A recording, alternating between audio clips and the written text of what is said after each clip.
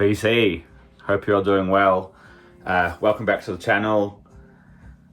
Another video. Thank you all for watching my South American video. You may have clicked, but I actually filmed that video all the way back in January. The sun was shining, I was looking more tanned, I was looking more relaxed. I actually completely forgot to post it. And it seemed like a shame not to do it, so I just reposted that. But fast forward to now, and we're at the very tail end of winter here, beginnings of spring, and I have bought way too many records lately. I have a giant pile down here that I almost feel guilty about, and you know, with 12 years of making VC videos, it almost feels like I have to show the records before I file them away, which I know is completely not true at all, and it's just a weird habit that I've built in terms of my processing of buying records and listening to them, talking about them, and then filing them away. Might not be the best way of doing it. You guys don't need to see everything I buy, and I don't show you everything, but yeah, it's kind of weird because I then feel like I have to make a video to be able to kind of move them on, file them away kind of thing. Anyway, that being said, I'm going to slowly work through the pile of records and show you things as I feel comfortable with them. You know that I love a good theme, so you've probably seen by the title of this that I've got some British jazz and some French jazz to show. In the background though is this record here that I'm sure you're all familiar with. It came out in 2021 or 2, was it? I think it was 2022. Yeah, ambient jazz, spacey, relaxing, dreamy, on the Warp Records label. So at the time when this came out, it didn't really grab me, it didn't really do it for me. I didn't kind of jump on the bandwagon, but a local big box retailer, I'll call them, had this at 75% off the other week, so I grabbed it, and I really do enjoy it. It's definitely kind of grown on me quite a lot. I also found that I knew most of the album because of listening to things on streaming platforms. Often while I work, I'll put music on in the background, and obviously the algorithm has recommended me some of this music, and I've kind of heard it without even realizing I've heard it. But yeah, I just remember at the time there was a lot of talk around it, and I just wasn't into it. Then I was just thinking it was probably because this album came out pretty much around the same time, and I think this is an absolute, you know, masterpiece of a record. This is one of my favorite musical releases in the last 10 years. Obviously Floating Points, Firey Sanders, absolutely beautiful, and I was really kind of knee deep into this record here. I kind of didn't give this one the time of day, but I do really enjoy it. It's beautiful, and I'm now going to check out her new release called Endlessness that came out this year. Anyway, that was a long 3.5 minute preamble, considering I haven't shown you guys the records yet. But yeah, these are all kind of new arrivals. I've been really lucky that I've been giving access to a few kind of private collections lately, and also friends selling records. So there's things that I've been grabbing that I've been after for a while. But yeah, a few things have happened, a few records, a few places have had really good sales, a few friends are selling records. So yeah, I'm feeling kind of broke, guilty for buying too many records, but also lucky to get some of the things I've kind of been after for a while. But anyway, we'll start with this. Really happy to get this absolute, you know, VC classic for those that have been watching for years. Joe Harriot, John Mayer, Indo Jazz Suite. This is an absolute mint UK pressing, Columbia Lansdowne series. Yeah, look at that. I got this for an amazing price, like really good. Very happy. I do love this record. British jazz, Indian fusion, one of the first examples of it. It's just absolutely exquisite, kind of, you know, up there in the top top tier British jazz, absolutely, for sure, for me.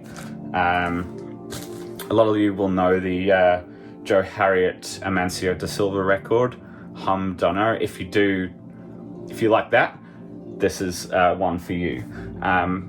I did previously have the US pressing of it with this cover here. So if you see this for you guys in the US, this is the one to grab, and this one is really, really cheap. Well, it's reasonably cheap still, and should be easy to get in the US, but I will be moving this copy along here, since I now have this fantastic original mono pressing, which I'm really happy about. Killer stuff.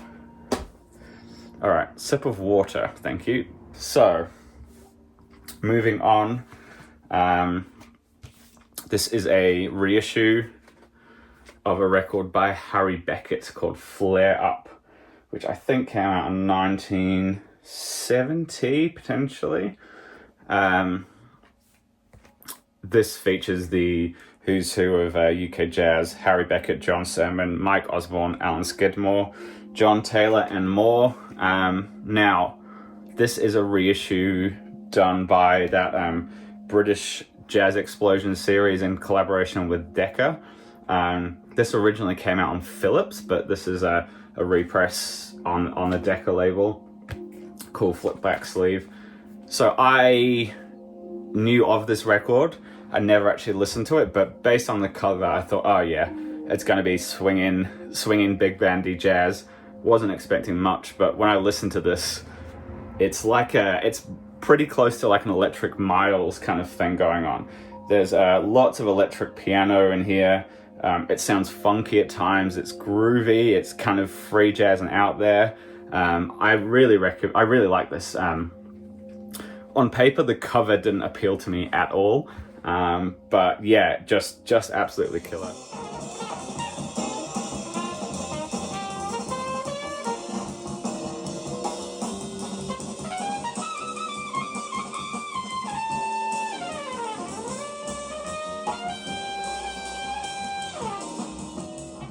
Next one I also grabbed, also on the same reissue label. This is John Surman and John Warren, Tales of the Algonquin, featuring the amazing Kenny Wheeler, but also again Alan Skidmore is on here, and John Warren, Barry Phillips, amazing bass player, also on this one, Tales of the Algonquin. Now this is kind of a bit more of a what you would think of when you start to think of that sort of like big bandy free jazz sound. A little bit more, I mean, very interesting compositionally, very lively, very punchy.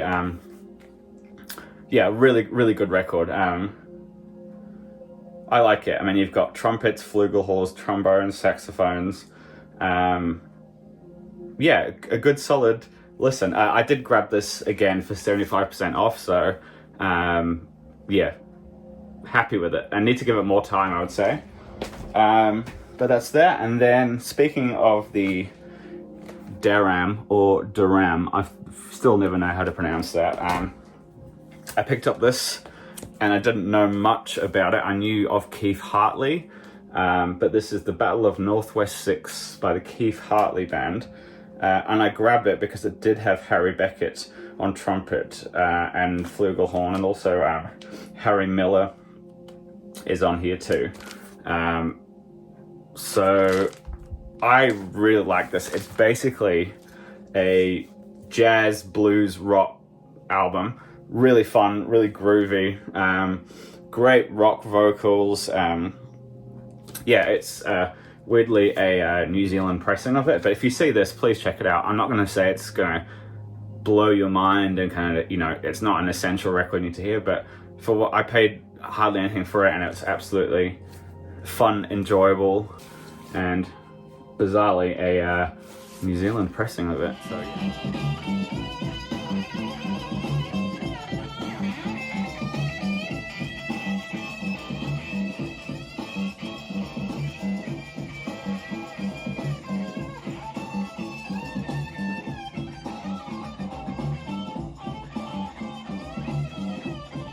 Cool, so that's the British stuff. So yeah, that's all stuff I've sort of got in the last sort of month or so, so I am still kind of processing it and getting through it all. But yeah, on to a couple of French things. So if you guys know, and I have talked about this record, this album here, this is Barney, Wilen and Moshi, a fantastic record. This is a reissue on, I've completely forgotten the name. That wasn't good. The record is fine. On the Souffle Continue label. Basically, Barney Wilen and a bunch of his mates and friends are traveling around parts of Africa and basically capturing field recordings or playing with the local people and then jamming with them or over the top of them with overdubs. So you end up with this really interesting mix of like different traditional African music from different parts of Africa. So they go to like, from memory, like parts of Morocco, and then like I think they go to Zimbabwe for a bit, and then they kind of jam with them and they record all these pieces of music. So it's like really kind of a trip around Africa, mixing kind of like funky French jazz with African rhythms. So this is a really fantastic record. So I have had this for quite a while, but what I've been really after, and I managed to grab it off Campo, who is selling his copy, is this here. This is Moshi 2, which I think is even better. It's more funkier, more dirtier. The recordings are more lo-fi. I think this is quite expensive to get now. It's printed on a really limited run. Kind of more of the same, but much better. But yeah, recorded between 1969 and 1970. The artwork is not quite as cool, but yeah, it's all in there. I might do a needle drop to see what you guys think of it.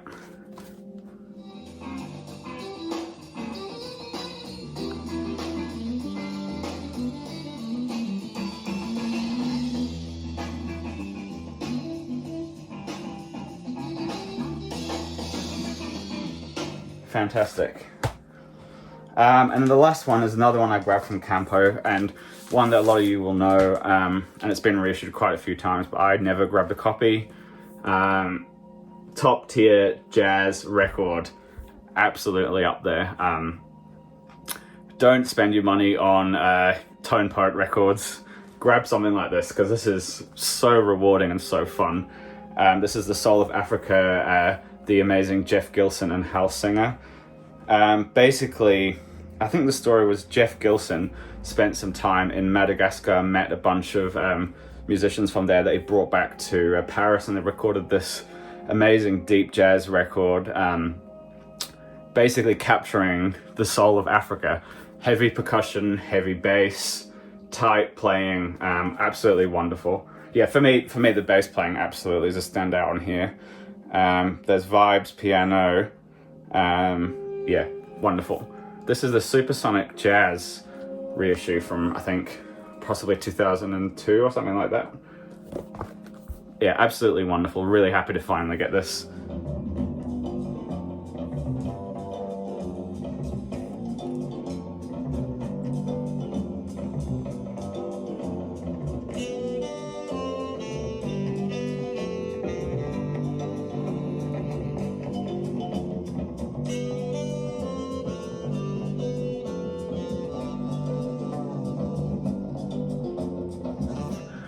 I do this every few years, is that I'll do a video on jazz records that I think are really worth listening to that aren't on major labels or kind of like the touch points of jazz, and this would definitely be up there.